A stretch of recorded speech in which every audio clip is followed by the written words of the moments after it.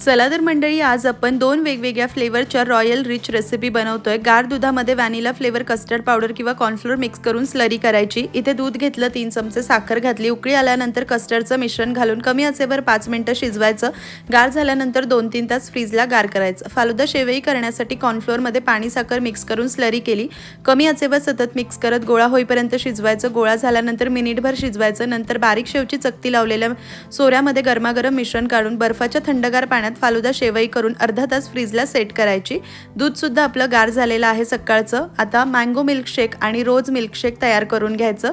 शेवई सुद्धा सेट झाली, चाळणीवर पाणी निथळायचं। फालुदा सर्व करून घेऊया। तर रोज फालुदा इथे मी सर्व करते। रोज सिरप, भिजवलेला सब्जा, त्यामध्ये तयार शेवई, मिल्कशेक, आईस्क्रीम घालायची। त्याच पद्धतीने मँगो मिल्कशेक घालून मँगो फालुदा सुद्धा सर्व करायचा। दोन्ही पद्धतीचे फालुदा तयार आहे। सविस्तर रेसिपी चॅनलवर आहे, टायटलमधल्या त्रिकोणावर क्लिक करून पहा।